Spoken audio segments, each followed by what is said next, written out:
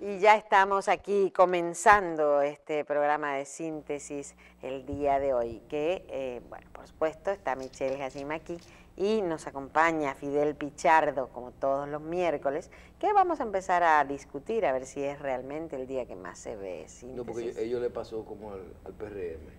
¿Qué le pasó? Que si se dividen, entonces no llegan al 35%. No. Ah, pasa por ese lado. Y No, hoy no, usted está en baja entonces porque don Leo no puede venir. No, síntesis es el día que más se ve por la temática. Es que todos los dominicanos somos de alguna manera abogados. O pretendemos ser abogados. Y más ahora que todos quieren ser fiscales y... Sí, no, tenemos mucho ministerio público. Eso va a ser un tema que vamos a tratar un poquito más adelante. En el día de verdad que más se ve síntesis, pero eso no soy yo que lo digo. No, eso son las encuestas que manda a hacer Michelle. Yo no tengo la culpa de eso. Yo no tengo, bueno, no me puedo poner bravo. ¿Qué determina cuando un abogado te dicen a ti, invita a fulano de tal, que es experto constitucionalista? ¿Quién determina que él es experto? Su estudio, su... Él mismo. Él mismo. Sí, el mismo individuo se porque dice si la Constitución se modificó hace reciente y él estudió antes, ya él no está calificado. Sí, se dice ser experto él mismo normalmente. Nosotros, es que este es el país de la maravilla.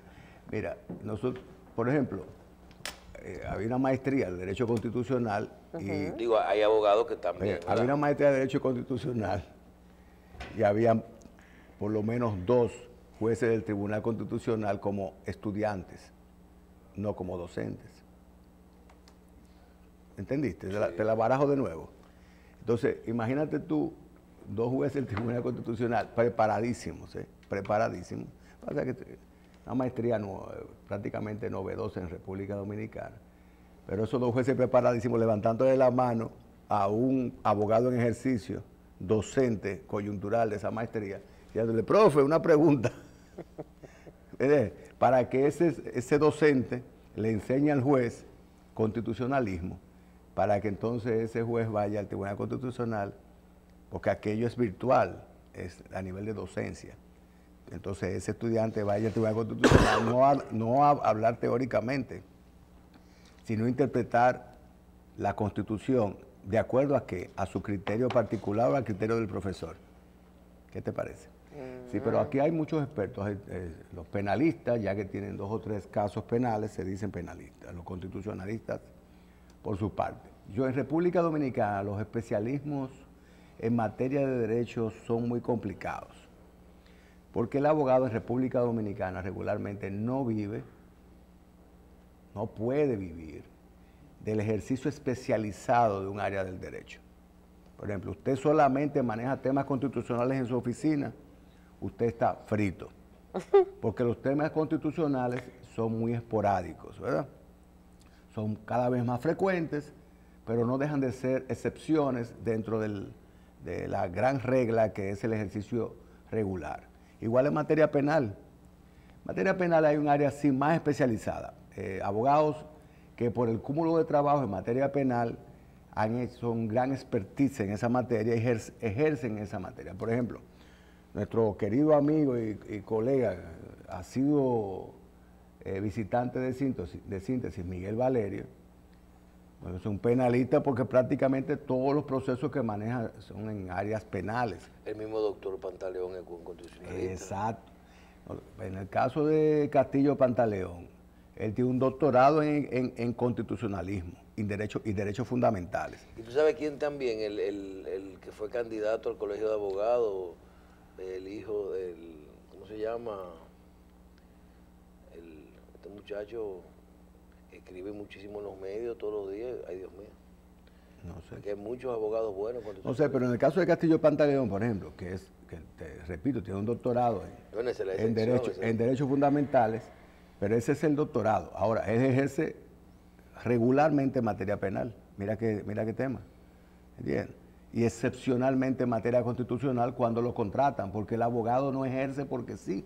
El abogado ejerce en representación o aboga en representación de una persona, ¿verdad? Y si a su oficina no acuden clientes con temas constitucionales, él no se va a especializar en esa área, ¿me entiendes? Entonces el abogado en República Dominicana tiene que ser ducho en todas las materias, porque le da clientela con un mercado tan pequeño, tan reducido, no se puede, ¿sabes? No se torna especializada y por ende no ejerce de manera especializada. A mí me da mucha pena el tema de la justicia. Y uno a veces como dominicano dice, Dios mío, estamos tan atrás. La semana pasada tuve la oportunidad de entrevistar a unos abogados. Un abogado, es una firma de abogados que son 10, 12 abogados tributarios. Pero entrevisté en especial a uno que es penalista tributario. Óyeme, primero, oigan bien por dónde vamos, penalista tributario. Pero eso hace 3 meses que él es penalista tributario, porque hace solamente... Te estoy hablando, uno de los abogados que estuvo, tiene más de 15 años en impuesto interno y salió hace 3, 4 años. Sí, ahora es penalista tributario porque hace unos meses que el Código Tributario tiene un aspecto penal que es el fraude. Bien, exacto. Sí. Pero cuando tú ves esto y te dicen a ti, la ley que maneja los impuestos, 1900, qué sé yo qué, 1800, qué sé yo cuánto, 2000, está todo vencido. Todo nuestro sistema, entonces aquí, si hablamos del Congreso, el Código Penal no está, el Código Civil no está, el Código Tributario no está, la ley de lavado está le falta el reglamento. Bueno, sí están las codificaciones, no están las modificaciones, los proyectos de modificación de esa codificación. Ah, perdón, están vencidos. No están listos, no están vencidos tampoco, lo que pasa es que tenemos codificación de... Fidel, en la ley de telecomunicaciones de República Dominicana no aparece el internet. Estamos un poquito atrasados. Sí. Eso es como tú me vas a decir a mí, que en la ley de comunicaciones no aparece el internet. Pero eso es lo que me refiero. Ni los delitos informáticos en el caso del Código Penal. Tú tienes 3 años aquí hablando de firma electrónica digital y aquí de eso no está en nada. Ah, no, porque eso se gastan 150 millones de pesos en papel todos los días. Mira qué pasa, Michelle. La mayoría de las personas en República Dominicana hablamos de subdesarrollo y entendemos que el concepto de subdesarrollo tiene que ver con un aspecto económico. El subdesarrollo tiene que ver con todos los aspectos de la vida de un país. Nosotros somos un país aún subdesarrollado o, como dicen ahora modernamente, en vías de desarrollo, porque nuestras instituciones en todos los aspectos económicos, sociales, educativos, en salud, no están debidamente desarrolladas. Entonces, resulta que República Dominicana, siendo un país con instituciones en vías de desarrollo o con nivel de subdesarrollo, posee o ha asimilado legislaciones muy modernas que están por encima del nivel de desarrollo de la República Dominicana. ¿Me explico? Entonces tenemos legislaciones, pero no tenemos el nivel de desarrollo institucional como para aplicar esas nuevas legislaciones o esas nuevas tecnologías.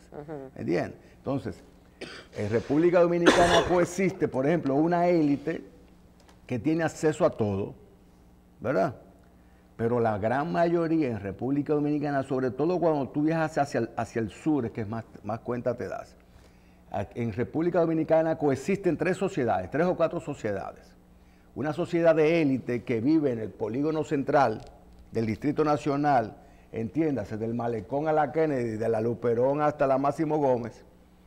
En el mismo distrito, otra sociedad que vive fuera de ese perímetro, y en la medida en que tú vas viajando hacia el sur, tú vas teniendo contacto con inclusive modos de vida semifeudal.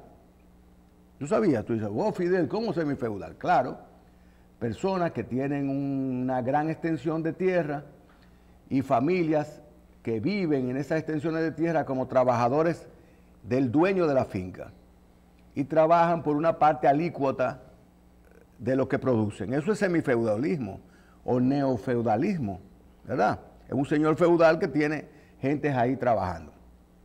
Ahora, también tenemos una cuarta etapa, que es la gran masa de migrantes, sobre todo haitianos, ilegales, gente que por su precariedad bestial en todos los aspectos en su país, se han visto obligados, empujados a emigrar hacia nuestro país. Eso es un cordón de miseria, no concentrado, no necesariamente concentrado, sino disperso, pero ya con un tamaño suficiente como para ser analizado como un segmento de la población aparte, ¿verdad?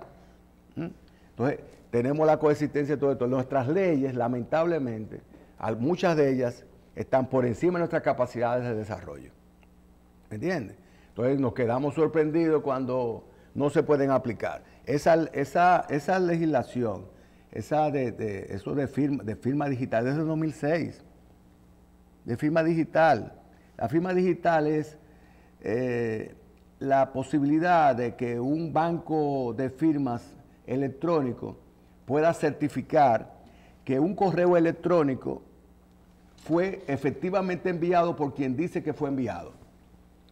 En materia de comercio electrónico internacional, en este momento, todas las transacciones se hacen vía Internet. Ahora, ¿quién legitima la comunicación que hay entre dos comerciantes?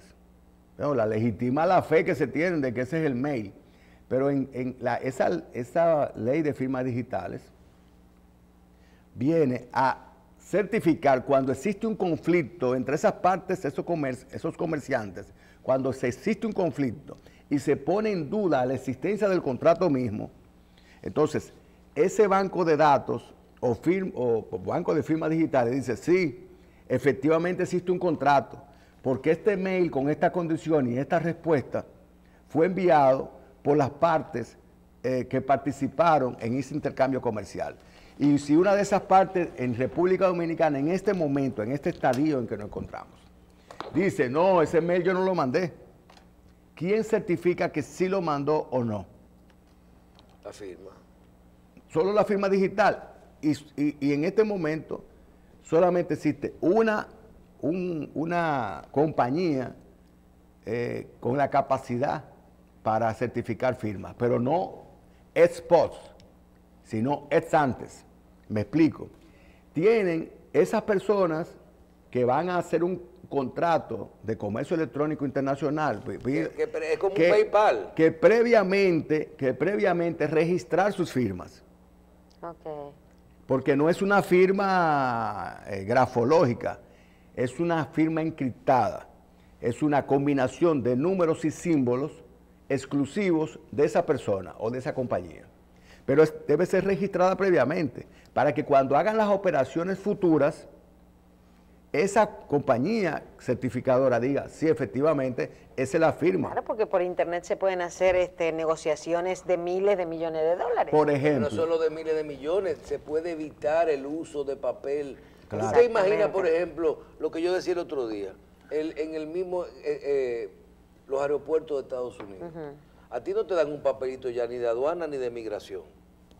Cuando tú llegas, tú te vas a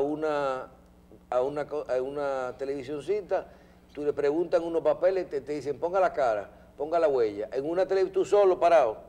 Entonces termina y después te dan un papelito igualito al voucher de un Verifone. Sí. Y ese es el papelito que tú vas y llevas al oficial de migración. Sí, mira qué interesante esto. Antes que tú gires hacia allá, mira qué interesante esto. En República Dominicana se ha incrementado el comercio electrónico, o sea, lo que tú pides por Amazon, puedo mencionar los nombres, sí, claro, ¿cómo se llama lo otro? Amazon, el otro. Por Amazon, por eBay, etcétera.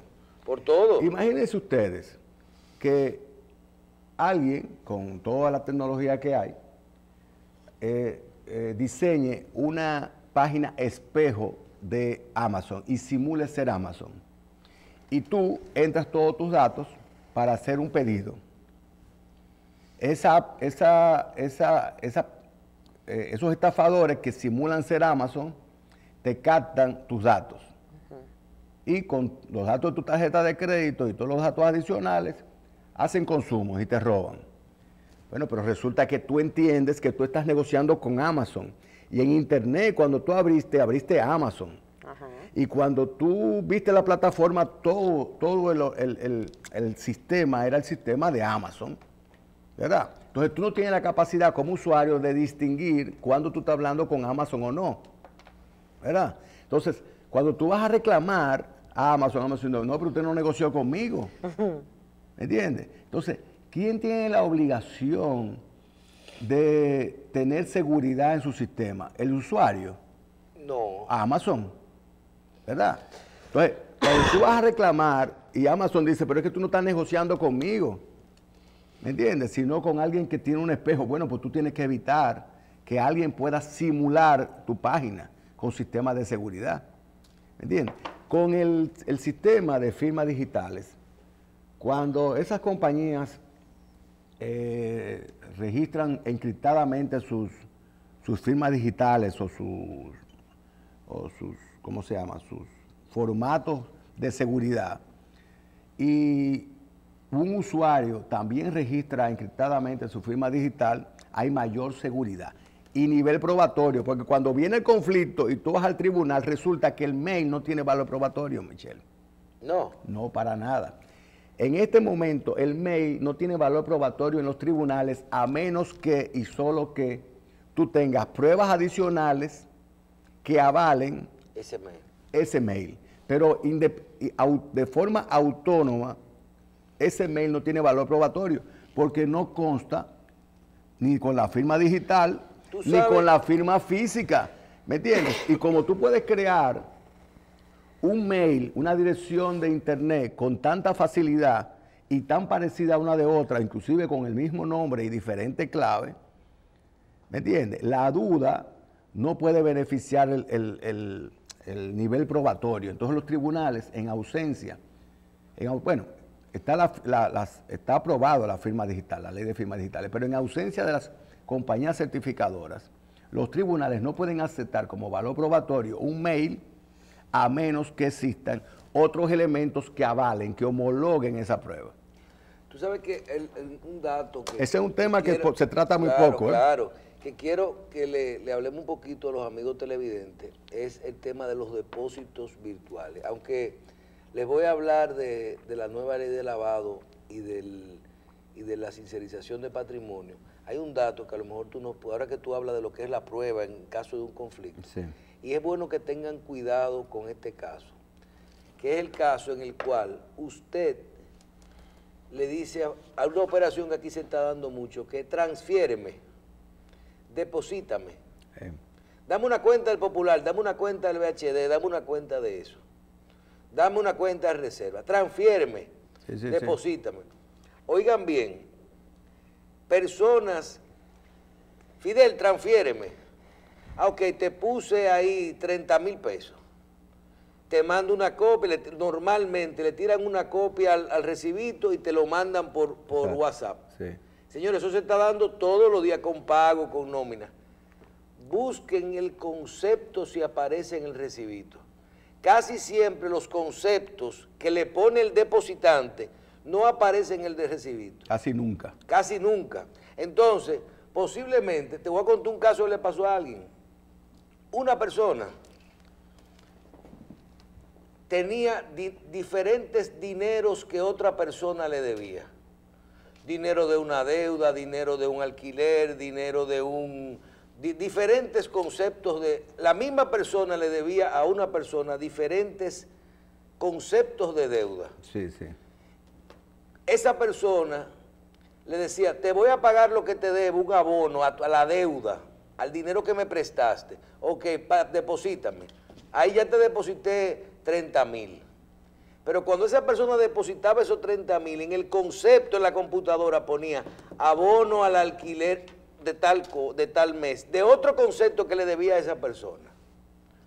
Pues esa persona en un proceso, yo te quiero preguntar, ¿puede justificar que pagó esos alquileres?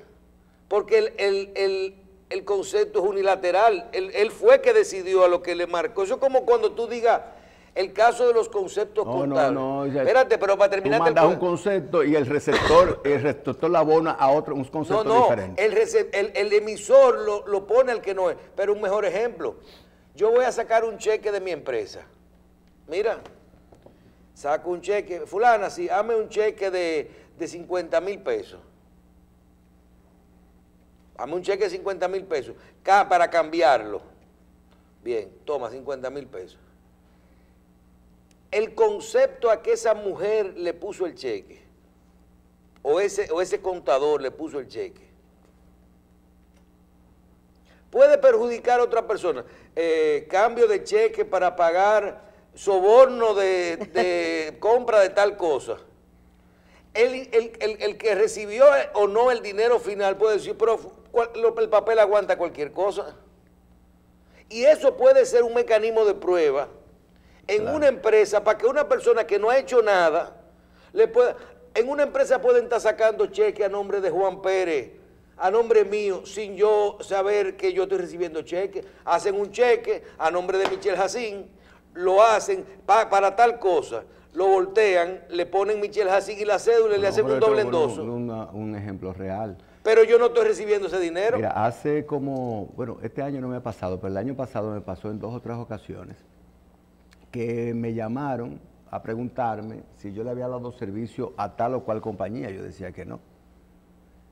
Y es que habían algunas compañías usando tu cédula para hacer comprobante fiscal. Utilizando mi cédula para hacer comprobante fiscal. Y me imagino que lo hicieron con mucha gente, porque en el caso de esa compañía específica yo no la conocía. Entonces es al azar que tienen los datos de mi cédula, de mi RNC, y ponían ese concepto. Hablando de RNC, Michelle, yo no quiero felicitar, pero quiero decir, porque es hasta odioso felicitar a impuestos internos. Hasta para eso es odioso, ¿verdad? Pero quiero decir que existe un movimiento generalizado en los contribuyentes, que no son toda la población dominicana, solamente una parte muy pequeña de la población dominicana contribuye a la renta. Todos esos contribuyentes están permanentemente hablando del tema tributario, del tema impositivo. ¿Por qué? Porque se han endurecido, se han hecho más rígidas las exigencias y el cumplimiento de la ley por parte de las actuales autoridades de la Dirección General de Impuestos Internos. Tienen unas multas bestiales, unos intereses bestiales, muchas veces en materia, por ejemplo, de impuestos a los activos y los impuestos a la propiedad inmobiliaria. Usted tiene un impuesto base de 30,000 pesos en 2 cuotas de 15 cada uno, pero por algún motivo, porque no hay movimiento de venta de ese inmueble o algo por el estilo, usted tiene 2 años atrasados. Pues la multa y los intereses resultan que usted va a pagar 30,000 de base, pero con la multa y los intereses le llega a 200,000 pesos. Entonces usted tiene 30 de impuesto base y 170,000 de bueno, pero también nos quejamos, porque si nos suben los impuestos nos quejamos. No, si le cobran a los que no están pagando, nos quejamos. Entonces, de alguna manera, algún buen trabajo tiene que estar haciendo la Dirección General de Impuestos Internos, porque existe un movimiento de preocupación generalizada en los contribuyentes para tratar de ponerse al día o hacer los ajustes necesarios para que no se le pasen los plazos. Y eso son buenas noticias para el sector recaudador en República Dominicana. Porque en la medida en que el recaudador se pone inflexible, ¿verdad?, y le da por la madre a 2 o 3, entonces los demás ponemos la barba en remojo y tratamos de hacer los ajustes necesarios. Yo no sé si es motivo de felicitación, pero sí, cuando los contribuyentes están preocupados por organizarse para pagar, eso es una buena noticia, ¿verdad? No, además un indicador de que no hay gente haciendo lo que le da la gana. Exacto, porque cuando hay uno que está haciendo lo que le da la gana, entonces siempre se sabe. Claro, cuando hay flexibilidad o es facultativo del funcionario rebajar los impuestos o quitar las moras, quitar las multas y demás, obviamente siempre hay casos excepcionales, entonces eso puede abrir ventanas o canchas para la corrupción. Fidel, el proceso de selección esta semana de los jueces, de los fiscales en el país, tu evaluación, ¿cómo lo ves?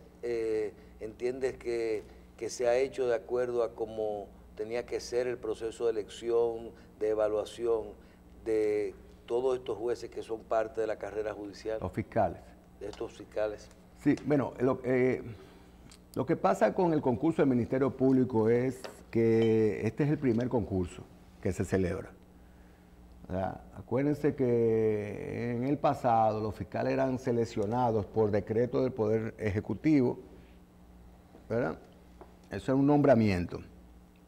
Con el desarrollo de la ley de carrera judicial y la ley de la carrera del Ministerio Público, solamente pueden ser fiscales aquellos que hayan cursado, pasado por la escuela del Ministerio Público, o sea, se hayan preparado para ser Ministerio Público.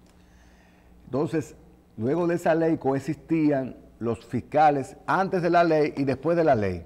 Entonces, ¿qué hicieron los fiscales antes de la existencia de esa ley y que no habían pasado por la escuela? Bueno, tomaron un entrenamiento equivalente a haber hecho el curso o haber pasado la prueba de la Escuela Nacional del Ministerio Público. Entonces, luego de esa prueba, todos los fiscales en el país, para ser fiscales, en este momento, tienen que haber pasado o ser miembros por la escuela o ser miembros de la carrera del Ministerio Público. Ser miembro de la carrera del Ministerio Público implica inamovilidad, seguridad jurídica en el trabajo, seguridad laboral, que a usted no lo pueden quitar a menos... Excepto faltas graves que las decide el Poder Judicial. Excepto en caso de faltas muy graves que impliquen la sanción de expulsión. Bien, entonces dentro de todo ese esquema, en esa normativa se establecía que luego de vencidos los plazos, que era de 4 años renovables por 4 años más de inamovilidad, debían celebrarse concursos, ¿verdad? Y efectivamente llegó el momento de hacer el concurso, y este es el primero. La metodología fue muy interesante. El Procurador General de la República se cuidó de buscar veedores para el concurso. Buscó al Colegio Dominicano de Abogados, la FINJUS, la Fundación Institucionalidad de Justicia, y a otros veedores que no me vienen a la memoria para que supervisaran el concurso. Publicó las bases del concurso, pruebas psicométricas, pruebas de capacidad, pruebas psicológicas, currículum, ¿verdad?, como base del concurso, con un sistema de puntuación. Y luego de la evaluación, el que tuviera mejores puntuaciones para los cargos a que estaba optando, entonces iba a ser elegido de forma objetiva, ¿verdad? Entonces, yo creo que el concurso para ser el primero estuvo muy bien.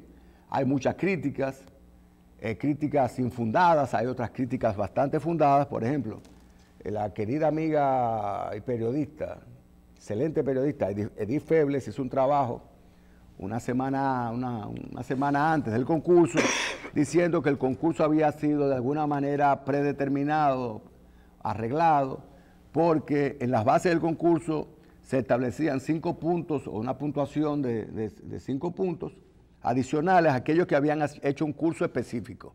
Pero resulta que solamente algunos habían hecho ese curso y le habían mandado a hacer ese curso en los meses previos, ¿verdad?, como si supieran que eso iba a tener un valor posterior. Eliminaron ese aspecto, por ende, por eso no fue que fueron elegidos. Lo segundo que decía Edith Febles, y tenemos que darle crédito en ese sentido, en su trabajo de investigación, era que todos los que estaban en una foto con el procurador, coincidencialmente resultaron ser elegidos en el día de antes de ayer, en las posiciones para las cuales estaban optando. O sea, se tiraron una foto hace un par de meses. En el caso de Broch. Y resulta que todos los que estaban en esa foto con el procurador fueron coincidencialmente los elegidos. ¿Verdad? Entonces, según la tesis de la querida amiga, una profesional distinguida, Edith Febles, que le queremos dar el crédito en ese sentido, bueno, eso estaba ya arreglado. Pero yo veo muy bien la selección, porque también podemos analizar un poco. La fiscal del distrito, no hablamos de Jenny Bereni, sino de la fiscal, la nueva. Era la fiscal de Santo Domingo Este, y me dicen a mí que es muy buena fiscal. Muy buena. Déjeme decir, no, ella es o sea, que no es que la trajeron de un brazo. No, ella es excelente. Es de un grupo de gente que ya estaban adentro, porque lo importante que hay que resaltar en este aspecto, y quiero mantener coherencia, ser coherente con mi sentido crítico y hablar las cosas como son, como yo creo que son, por lo menos. Resulta que todo el que participó en el concurso tenía la cualificación para participar. Seguro. O sea, cualquiera que fuera elegido tenía la calificación, o sea, no es un aparecido, está en la carrera y tienen las calificaciones y méritos para ser elegidos. Ahora, dentro de esas posibilidades donde todos son calificados, hay personas, según algunos críticos, más cercanos o más lejanos a aquellos que dirigen el Ministerio Público. Te tengo otra, con esto creo que podemos finalizar. Hablábamos en la pausa de cuál es la situación. Todos aquí sabemos nuestra posición, por lo menos la mía, con respecto a la antigua fiscal, a Jenny Berenice, que hasta el 21 creo que es fiscal todavía. Sí. Y habíamos hablado de que posiblemente pasaba a otra posición, de que se acuerda de la carrera judicial. Pero hablando en la pausa, tú me dices algo que tiene sentido. Ella sale de ser fiscal del distrito, pero no sale ahora. Si no la designan en otro lado, ella sigue siendo parte del Poder Judicial. Entonces, Jenny Berenice es subalterna de la titular. De quien sea que hacía lo que ella hacía ahora. Sí, no, yo te comentaba esto en la pausa. Resulta que en el caso de la magistrada Jenny Berenice Reynoso, que es uno de los casos más paradigmáticos, yo te decía la semana pasada que hay 3 casos paradigmáticos. Y dentro de esos 3, 2 muy paradigmáticos son Jenny Berenice Reynoso en la capital y Germán Daniel Miranda y Villalona en lavado de activos. Son los más paradigmáticos y la tercera es Laura Guerrero Pelletier, que fue confirmada. Pero en estos 2, ya la población no se imaginaba una fiscal diferente a Jenny Berenice. O un fiscal especializado, procurador especializado antilavado que no sea Miranda Villalona. Exactamente. Por muchos motivos. La legitimidad que tenían ellos se basaba en su honestidad, en su responsabilidad, en su profesionalidad, ¿verdad? Entonces, todos entendíamos que ellos tenían el perfil necesario para ser fiscal. La fiscal del distrito, Jenny Berenice, ese es nuestro concepto ya legitimado en nuestra psiquis. Nuestra marca. En nuestra marca. Ella es la fiscal del distrito, la que debe ser, además, y la que merecía ser y con la preparación, y la ha demostrado con los hechos, no teóricos. Igual Germán Daniel Miranda y Villalona. El mejor, más honesto, preparado, se preparó para esa posición. Yo no me imagino a alguien que pudiera sustituir en términos de honorabilidad a Miranda Villalona. Entonces, eso es lo que está pasando. Ahora, ¿qué resulta? Como la magistrada, vamos a poner ejemplo de Jenny Berenice, la magistrada Jenny Berenice no fue ascendida. Los niveles son procurador fiscal del distrito, nivel superior, procurador de la Corte de Apelación, en el caso del distrito, del Distrito Nacional. Y el siguiente nivel es procurador general adjunto o procurador general de la República. Esos son los 3 niveles. Si ella no fue ratificada en el cargo, va a ser sustituida en los próximos días por la nueva designada. Y no es ascendida, ni ella renuncia, entonces ella va a pasar, se va a mantener como Ministerio Público del Distrito Nacional, pero pasa a un nivel de jerarquía de subalterno en relación a la titular. La titular, la fiscal titular nueva, es la nueva jefa del Ministerio Público en el distrito. Porque ahí no cancelan, ahí no... Es la nueva jefa en el distrito. Si la magistrada Jenny Berenice no es ascendida y se queda como Ministerio Público, ella pasa a ser subalterna de la titular. Es un caso excepcional, pero es así. Se comenta, y creo que sería muy merecido, la creación de una unidad especializada de delitos financieros, monetarios y financieros. Y que el perfil para ocupar esa posición, obviamente lo tiene la magistrada Jenny Berenice. La crítica que yo tenía con respecto a esa aspiración, no de ella, sino de quien la promueve, incluyéndome a mí, que la promuevo en ese sentido, es que si ella es designada en el área especializada de delitos monetarios y financieros, debe ser designada con un rango superior de Procuradora General Adjunta, designada, especializada en materia de delitos financieros y monetarios, y no con rango de Ministerio Público de base. Eso es como director general con rango de secretario de Estado. Claro, porque por ejemplo, en la Fiscalía del Distrito en este momento está el Departamento de Falsificaciones, el Departamento de Crímenes contra las Personas, homicidios, y tienen encargados de esas áreas, de atención permanente, por ejemplo, Carlos Vidal, que es excelente, brillante, el magistrado Carlos Vidal. Pero todos ellos, esos departamentos, son subalternos de la titular del distrito. Si ella pasa a ser designada en un departamento especializado de delito monetario y financiero dentro de la Fiscalía del Distrito, va a manejar un área especializada, pero siempre siendo subalterna de la titular. Es un caso excepcional. En el caso de Miranda Villalona, no fue designado en ninguna posición, pero él mantiene su categoría de Procurador General Adjunto en este momento sin funciones, ¿verdad? Ojalá, en el caso de Miranda Villalona, y a mi mamá está Jenny Berenice, que ese recurso humano tan valioso, tanto la doctora Jenny Berenice Reynoso como Germán Daniel Miranda Villalona, ese recurso humano tan valioso, sea aprovechado por el Estado Dominicano y por el país para cumplir roles o funciones de alto nivel, sea en superintendencia de bancos, Banco Central, o en la Procuraduría General de la República, o inclusive impuestos internos. ¿Qué te parece esa situación? O sea, un fiscal o un ministerio público especializado para impuestos internos o fraudes tributarios. Que es uno de los problemas que están hablando ellos. O de lavado de activos. Que la ley prevé que eso cuando es penal sale hacia allá. Claro. Sale de impuesto interno y tiene que manejarlo en la fiscalía. O de lavado de activos en la superintendencia de banco. Usted puede imaginar a Germán Daniel Miranda y Villalona o Jenny Berenice Reynoso como Ministerio Público en materia de impuestos. Preso ñango. No, la fila de gente pagando los impuestos.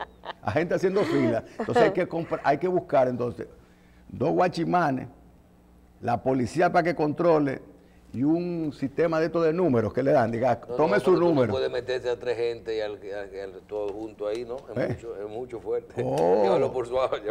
Una fila, imagínate tú, el director Magín, ¿cómo se llama? Magín Díaz, un consultor jurídico durísimo y muy preparado, un caballero que se llama Eric Medina, que haya allá el director jurídico. Y que pongan a Jenny Berenice o Germán Daniel Miranda y Villalona ahí.